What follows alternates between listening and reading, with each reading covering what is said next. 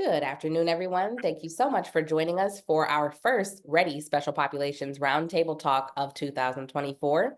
Today, we'll be learning about caregivers and caregiving. We are fortunate to have with us Courage to Caregivers, a local nonprofit organization, and we have representatives on the call, Christy Horner and Jenny Woodworth, who will take you through a presentation about their phenomenal organization. The floor is yours, Christy and Jenny. Thank you so much. And we do have a little presentation that we prepared for you. And so, yes, we are Courage to Caregivers. I am Christy Horner. I am the founder and executive director. And this organization came to be as a result of lived experience as caring for my brother with severe mental illness and suicidal ideation.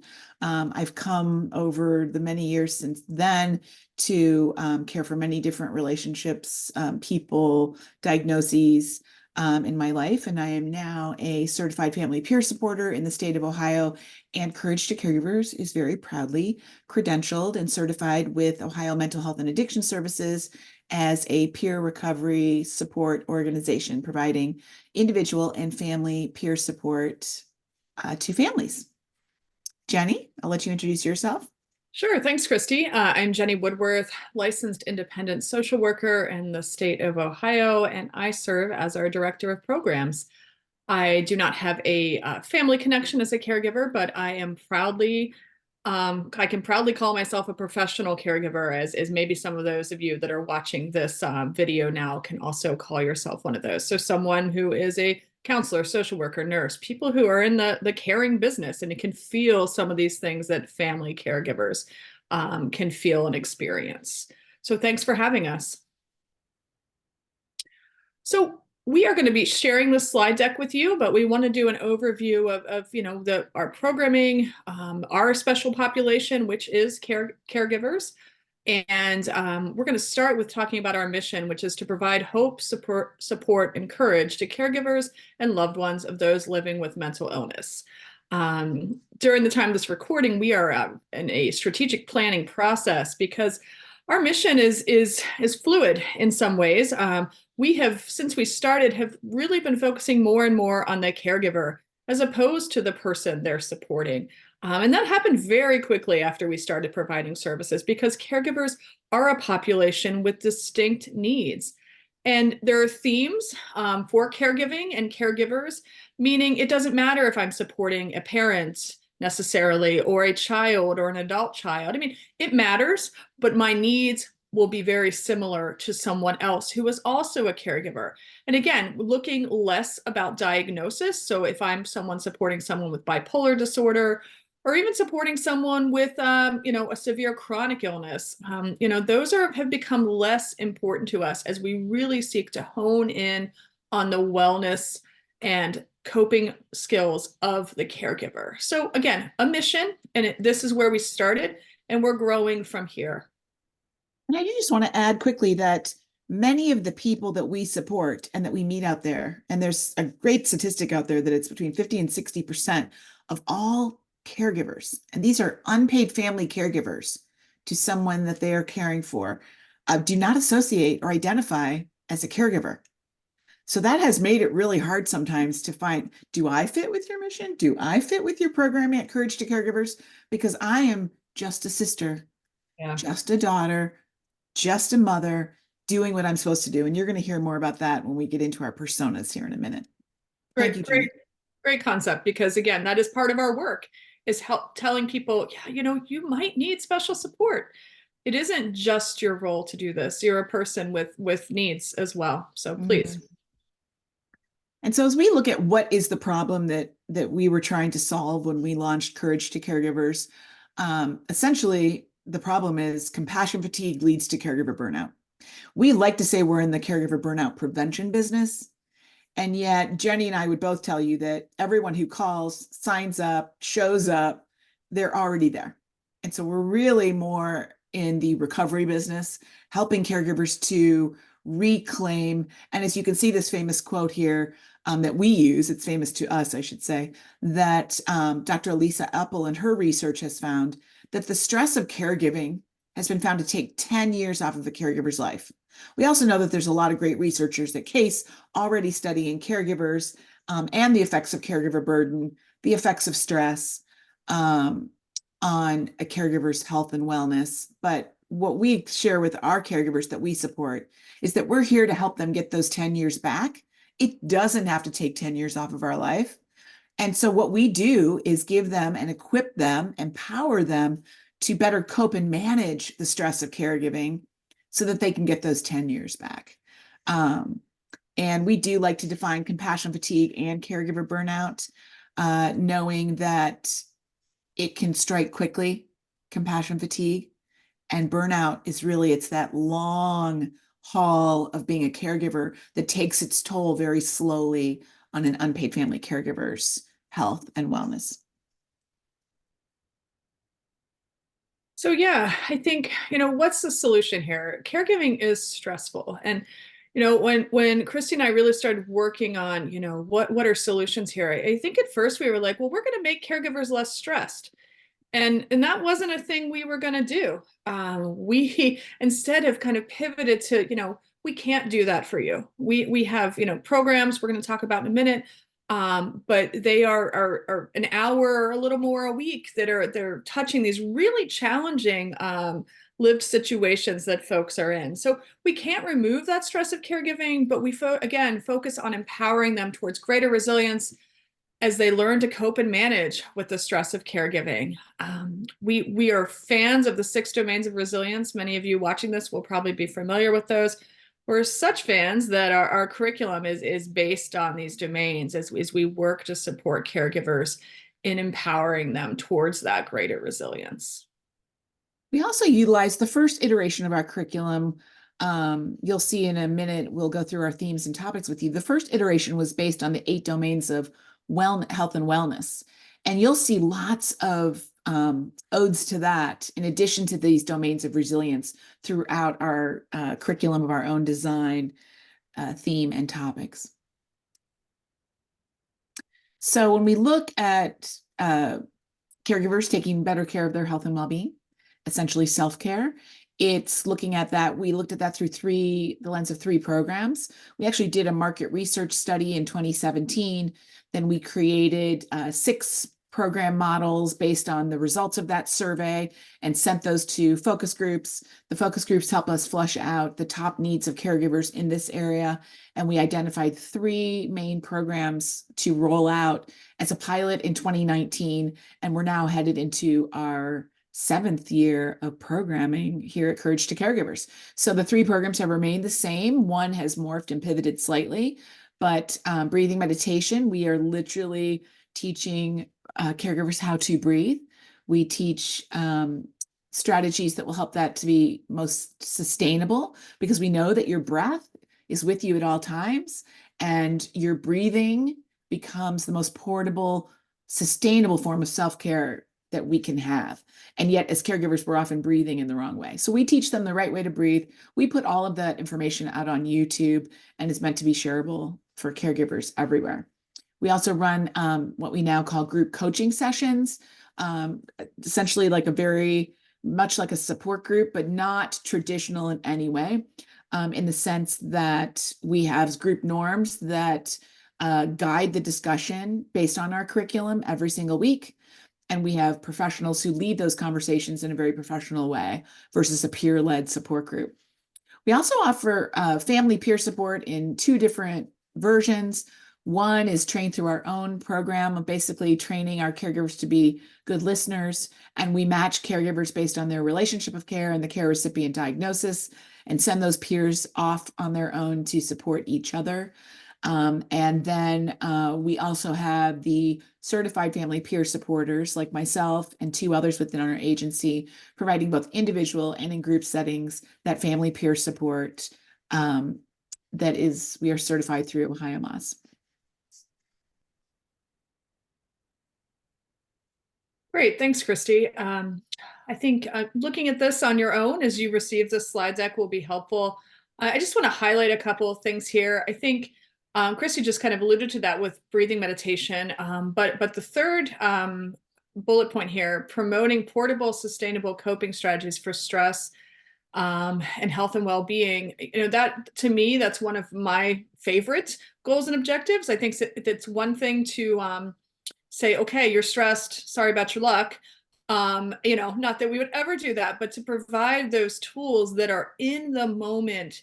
You are doing something and your stress is becoming unmanageable. Here are some ways you can step away. Here are some ways you can support yourself. And they aren't just provided. The beautiful part, because of much of this happening in a group setting, the beautiful part is it isn't just someone like me, a support group or coaching group leader, telling them. It is other participants who are able to say, when I have been in a similar situation, this is something that helped me. That power of community, even on Zoom, even when participants live multiple states away from each other, can't be denied. Again, and that's another bullet point I wanted to highlight, building community by creating a safe, confidential space to come together. We really value caregivers feeling seen, heard, and understood because they are often overshadowed, I guess would be a word, by the person they're supporting. And again, not because, neither is one more important than the other, but the needs of that person they're supporting, be it with mental illness or a chronic illness or both, they are forefront. They are urgent. They are emergent. So many things that caregivers don't feel seen, heard, or understood in many spaces. So us providing that has been invaluable to me in my time working here at this agency. Christy, is there anything you wanted to highlight here, or let folks consider them on their own, please? Yeah, no, I agree. I think the reason we have this here is to show you, our why and how we expect to do that why. And I'm thinking of our audience as researchers. So anyone researching family caregivers or professional caregivers for that matter, because we do support both. We're also supporting caregivers at work. So when you look at that stress of caregiving and meeting caregivers where they are, I think that's a really important research element. I think stigma is a potential research place, as well as resilience, coping. Ultimately, post-traumatic growth becomes a real important part of our caregivers' stories, and we are bringing them back from a place of burnout in their recovery and healing journey to show them that they're post-traumatic growth. And so anyone who might be studying post-traumatic growth would be an interesting intersection. And again, I just think that overall concept of burnout, it's such a relevant term in today's world, and burnout can be caused by any number of things. So those are the things I think that stick out for me as a researcher. So thank you, Jenny. We did mention our curriculum of our own design. And when I look at those, again, 6 domains of resilience that Jenny mentioned earlier, the 8 domains of health and wellness, you'll see sprinkled throughout as well. But this is really meant to empower caregivers to a place of growth, and specifically that post-traumatic growth, and caregiving does constitute as trauma. So when you look at these topics and themes, this is how we have developed that curriculum. We do measure the impact of our program through 2 evidence-based measures, the perceived stress scale and the adult care quality of life. And we also do an end-of-month assessment. It's a retrospective pretest, but it's actually at the end of the month. So at the end of setting intentions, we've just asked questions regarding those topics within the month. We asked them to consider where the level of knowledge that they had at the beginning of the month and their level of knowledge now at the end of the month with us, and taking those retrospective pretests and comparing them over time. Our goal is to also show the impact of their increased knowledge and education around these topics as it improves their own health and well-being. Anything to add there, Jenny, on the curriculum? No, I don't think so. Ultimately, we would love to have our curriculum evidence-based, because we believe that this is a way to scale our programs and share this curriculum. We also recognize that is a very long-term research project, but we would love to partner with anyone who is interested in bringing a new way of supporting caregivers to light because we do see validation through those evidence-based measures that we're using in our curriculum as working as effective in reducing and increasing the coping mechanisms of caregivers. So, as someone who's been involved in onboarding for quite a while, onboarding at our agency, we do have, the ideal, and maybe you all are smiling when you look at this, the ideal person that walks into your office or the ideal person who is seeking support. These are not hard and fast. These are just like these are folks that are really going to, that are going to benefit it, we let caregivers self-define. We do refer out though at times, meaning if someone calls me and they are in crisis, perhaps their loved one has just been diagnosed, maybe they were looking at their first psychotic episode. If they're in shock, they are probably not going to be our ideal candidate for these programs. Will we want to hear from them once they've gotten some psychoeducation on the illness? Once they've, worked with hospitalization, any of those things, absolutely. But our ideal client is someone who, is working on themselves.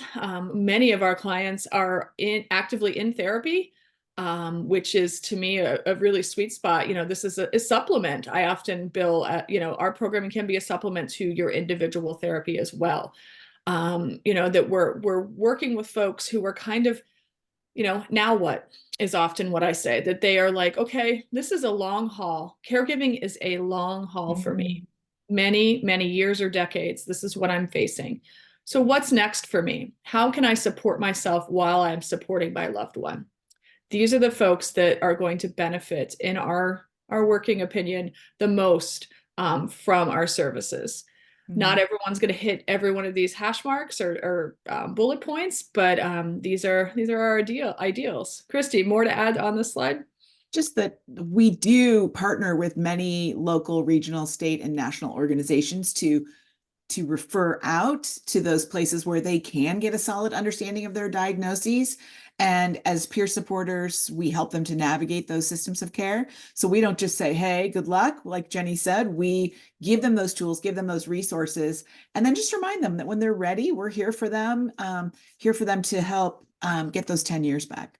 Excellent, Jenny. We just like to, especially when we're talking with esteemed researchers as yourself, bring up the preeminent study of mental illness caregivers, which is the On Pins and Needles study from 2016. We actually based our original marketing research study on their research study and asked the very same questions of caregivers here in Cleveland, which is where we came up with the ideal support that they were looking for, what they needed.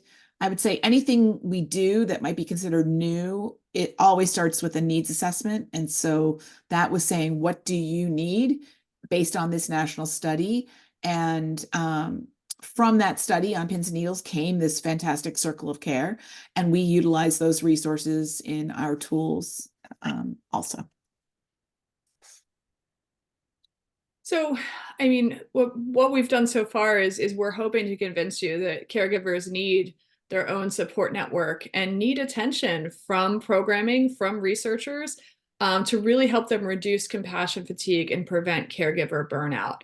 We look at, our services that are providing, kind of this dyad, this caregiver and their loved one.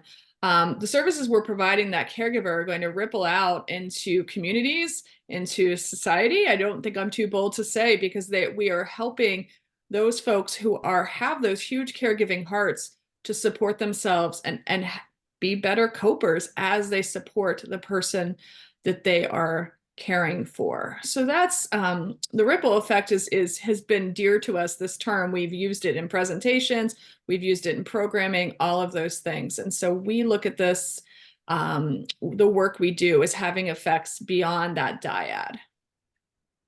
I think it's just looking at this stone is the person with the lived illness of any kind, then that primary caregiver with that heart at the center, the green heart, and then that caregiver, that person with the lived illness, that family needs a huge network.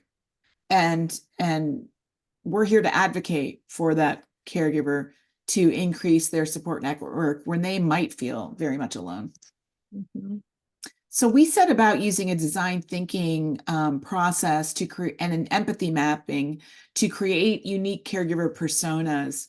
And this is the process we used. Again, the process is design thinking and empathy mapping, and conducted a series of interviews and created some unique personas. This was really important because as we looked at scaling our program, we wanted to make sure we were meeting with people and really understood our clients best.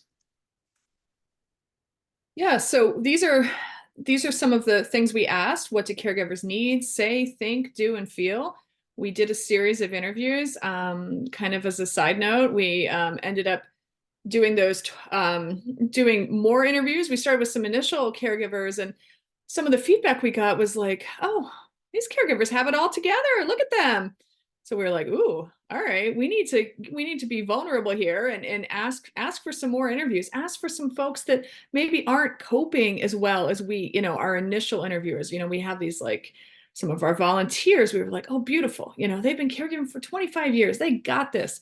And they really do got this in many ways. And we'll see, whether their kind of just coping style has affected their just got this attitude. But we developed these caregiver personas. We are not the first people to develop caregiver personas. There's a slide on that in a minute.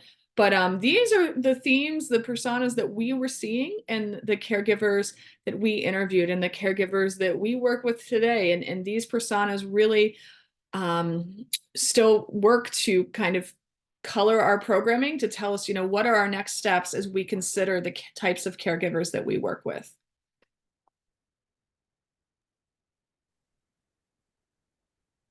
So here are those existing caregiver personas, the few that applied to the caregivers we had interviewed. There's more, but these were done as a result of a partnership with AARP Family Caregiving and the National Alliance for Caregiving to create. And we did see these caregiver personas in the ones, the caregivers we interviewed within our agency.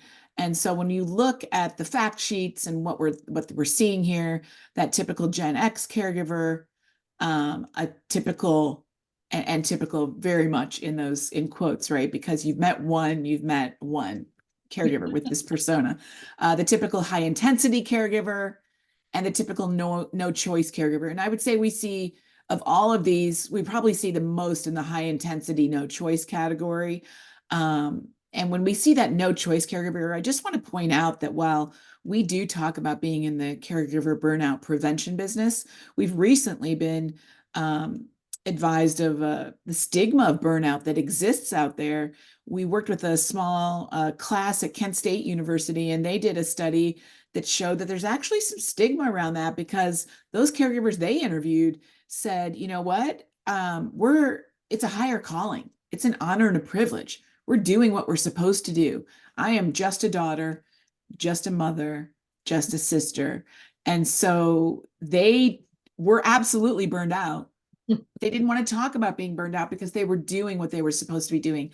And maybe there's some shame associated with that sense of, if I'm not doing what I'm supposed to be doing, I don't want to talk about being burned out, because that assumes that I'm not doing a good job. I can't keep up. And there's some shame and stigma around that. So we're continuing to explore that too. That might be a very interesting thing to flush out. But those are the existing caregiver personas in the format through National Alliance for Caregiving and AARP. Anything to add there, Jenny? Yeah, I think that just kind of goes back to the need to really legitimize caregiving, and to support people as, whether they say this is my role, I don't have a choice in it, or people that are just like thrust into it. There's so many ways to look at this, and justifying the role of the caregiver in society has been a lot of the work that we've needed to do. And this is part of that here, these personas. So I love these graphics. You're going to see me smiling at them because some of them are new to me, but we have a Just Do It caregiver. And one of my favorites on the slide, I'm not going to read you the entire slide, is that, they feel most supported by talking about other things in addition to their loved one. And this is what we try to do through our group coaching, is that, yes, we're all caregivers here, but what else? What else is there that we are interested in, that we are seeking? How else can we be supported here besides our loved one? Then the lifelong caregiver, where again, they've been doing this so long, they don't even realize that it's just a huge part of what they do and who they are. And when I think about that, they really do not want to be pitied. And there's a huge difference between sympathy and empathy. And we talk about that a lot in our work here, but they really want to be respected and not pitied for their position. So it's that, oh, you poor dear, like that must be so hard. And the way we talk to our caregivers, which is a huge piece of our ripple effect project here, but the way we talk to caregivers can be so important. And so knowing the persona of the caregiver we're trying to support is going to be really important. So this kind of caregiver does not want to be pitied in that way or be talked to in that way. And I think we can learn a lot by trying to identify the persona of the caregivers we might support. That last slide makes me think just quickly about those folks that are stigmatized by talking about burnout. I think an important part of our work is you can, the both and part of this, you can be a caregiver, that can be one of your duties, and you can also need support while doing it. And I think that is a huge part of our work as well. Again, this is a graphic that I was looking at earlier. It's like, is that new? Because I love her. So Survivor, Thriver, we talk a lot about surviving and thriving. And I think here, what I want to highlight here is that something that this caregiver hears is, well, why would you put up with this? And I guess if I were to rank that on the helpfulness scale, that would probably be a 0 or a 1. Not super helpful to supporting this caregiver. There are so many other ways that you could support that caregiver as you're thinking about this. Love that. And I think that says again is so important because we support caregivers where they are, when they are, and support their goals. We don't subscribe to the outcomes. There's no one way through this. And so they've chosen to stay, stick it out, and are determined to make it work. We're not there to judge in any way, shape, or form. So they get to own that outcome, and we're there to empower and support them no matter what that looks like. The giver caregiver, they are not afraid to tell their story because that's not true necessarily for everyone. And they're really out there advocating. And we added advocacy to our curriculum just last year in 23. And it's been a fan favorite, I think, Jenny, for encouraging caregivers to be able to tell their story in an authentic and vulnerable way without the shame and stigma that's associated with any diagnosis of their loved ones, but especially with regards to mental health and mental illness. And so, and they're all about telling that story in order to work through their own pain, support another caregiver, which is really the beauty of peer support. So I would say almost all of our peer supporters fit in this giver caregiver persona. Makes sense. This is tough. I think many folks, when I do an onboarding call with someone, and again, I'm not a magic clinician, I'm not saying that at all, but at the end of the phone call, they often say something like, thank you for listening to me. I cannot remember the last time someone listened. And it's still heartbreaking to me, even if I've heard it 50 times at this point, because caregiving is extremely isolating.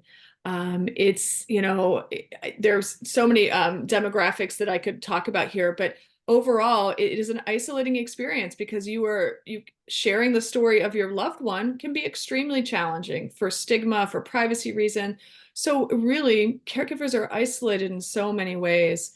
I think I want to highlight here when I look at these, that the things here that the least favorite part about caregiving is how invisible it is. And our agency really, as much as people are tolerant for it, meaning our participants, we want to make caregiving visible. We want to, say this is a role, whether you chose it or not. This is a role that is valid and that you need support as you are in this role. I also think of anyone who might be researching the effects of isolation and loneliness. We know the pandemic really brought light to so many things. And of course, the mental health fallout became the secondary pandemic, but also it really shone a light on this concept of isolation and loneliness, and has been studied by many people, but it is increasingly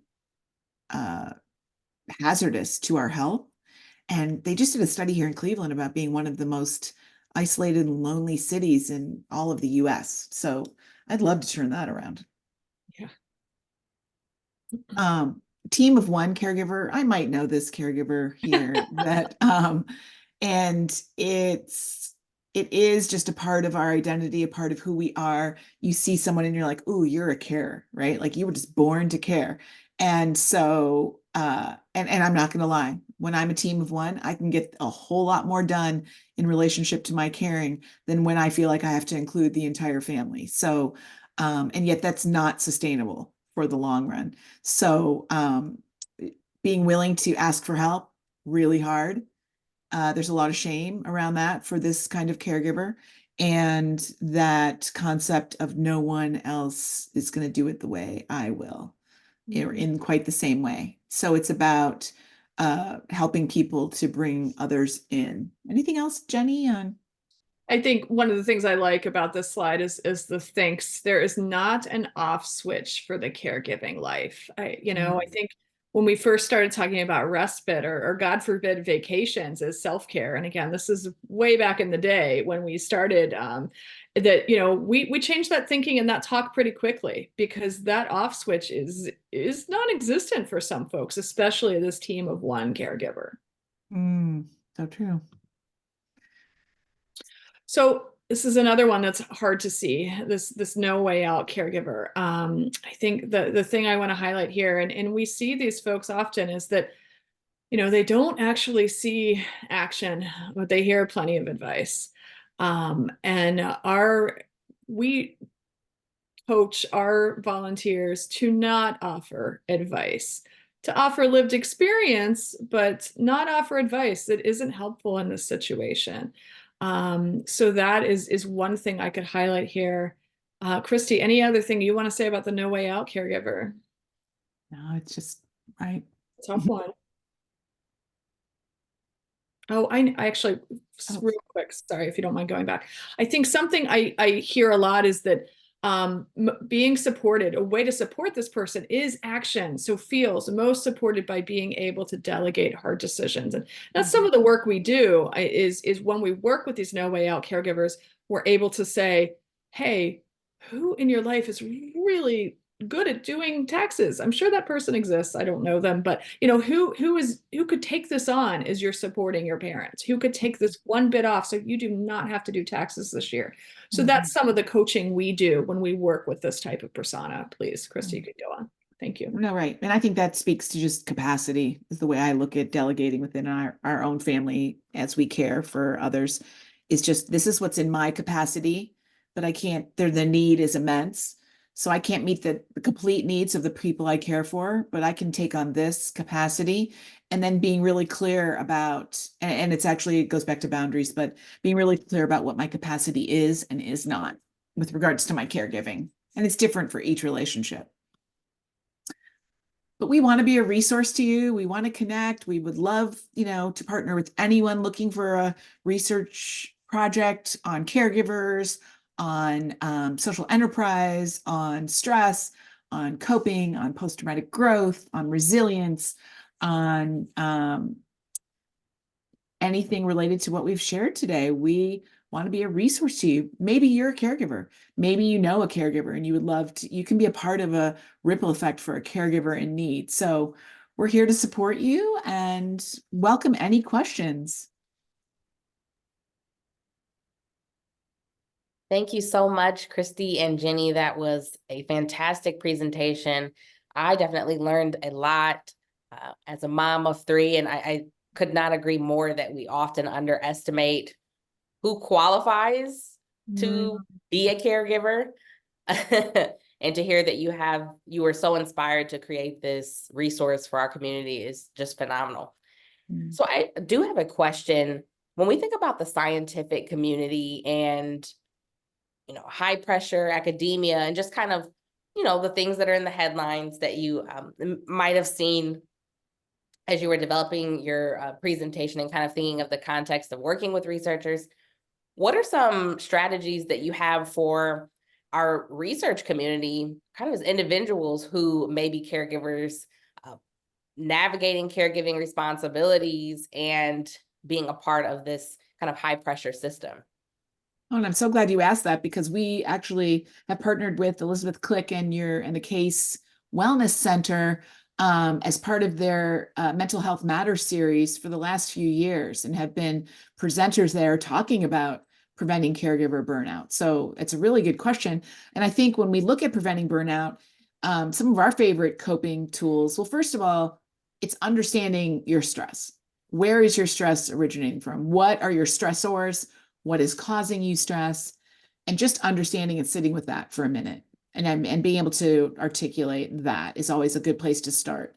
And then looking at what are those healthy coping strategies for you, because I can guarantee you they're different for me than they are from Jenny, than they are for you. So what are the healthy coping strategies that you have?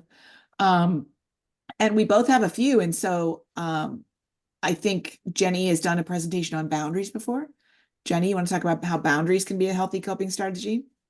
Sure. I think boundaries are important as you kind of have a space where you exist, and then everyone else in your world, including your work environment, exists out of there. So boundaries is what happens around you. I think learning about boundaries and also noticing when someone, when something hasn't sat right in your body, that is often a boundary crossing. And maybe it's something you've tolerated for a long time, but you're finally like, oh, that made the back of my neck prickle, or that, gave me a feeling in my body that I am not comfortable with. That's a sign that a boundary has been crossed, and that perhaps you need to investigate that further. I think one of the stigma around boundaries is that they can be selfish, or that they can restrict your interactions with folks. But I would offer that they're actually make your interactions with people way more healthy. And that a huge part of boundaries, and I think caregivers, maybe researchers, people in academia, saying no is extremely challenging as we kind of work through this culture that's like more, action, action, action, move. Saying no is a huge boundary that folks can set up to kind of look at their own capacity, that I can't do this either today, or this project that's going to be 3 years long. This is, really looking at capacity for yourself is a way of coping. I also think any of our employers want us to be successful, right? Mhm. They've hired you, they want you to be successful. So how do we treat those people on our team with empathy, without judgment, and to meet them where they are? So that could be starting with boundaries and capacity. It could be some self-compassion, both for ourselves and each other. And it could be understanding what you need. So that's your capacity, but also understanding the needs of those you work with. Now, I'm not suggesting we just all abandon our work and only do the things we need. But what I'm suggesting is that there is a finite capacity for each one of us. So being able to identify that, holding those boundaries steady, but treating ourselves and each other with more empathy and compassion is definitely one of the most valuable things we can do. So it could be meeting someone with accommodations. Do you need to work from home during this time? Do you need to leave at this time? What do you need to feel and be the most successful version of yourself in this place? Otherwise, we're all going to burn out. And then what good are you? Then what good are you? It speaks to retention, actually. So I know that we focus a lot on more being. So that means being present and being mindful and being fully here, and less on this giant to-do list that I can guarantee you I will never get that done. So I've actually shortened my to-do list, identified just 3 very doable things, and prioritize those as I look forward in my week, because the long list just is constantly being reevaluated and reprioritized. Did that help answer your question at all? Yes, absolutely. Thank you. So I couldn't help but not think about common ailments, conditions that you see when you're serving caregivers who are coming to you as a resource, and how that might align with some research topics as well. So if you could think of anything that's top of mind beyond the things that we normally associate with stress. I'm not a clinician, but I'm thinking like heart attack, stroke, things like that. But are there any kind of trends that you've seen in terms of health deterioration that might be a subject for Yeah. research? No, I'm glad you brought up the heart health, because Jenny will tell you about a fireside chat we're doing in honor of Heart Health Awareness Month in February, including a case researcher. I would also say that stress leading to burnout, we're also seeing suicidal ideation. We're also seeing an increase in just overall health and wellness, so chronic fatigue. But Jenny, please share about the fireside chat we're doing in February. Sure thing. We have Dr. Marissa Edmonston. She is at Metro, correct, Christy? Okay. And then Dr. Elena Rani, who is working a case. They're going to be joining me for a Caregivers Essential kind of heart health for caregivers, heart health for women, because many caregivers are women, on February 29th, 2024 at 7 p.m. So they're going to be discussing the research that they are currently doing for heart health for caregivers, and providing tips to support health as you are a carer. So that is something we'll be providing. We do a fireside chat series.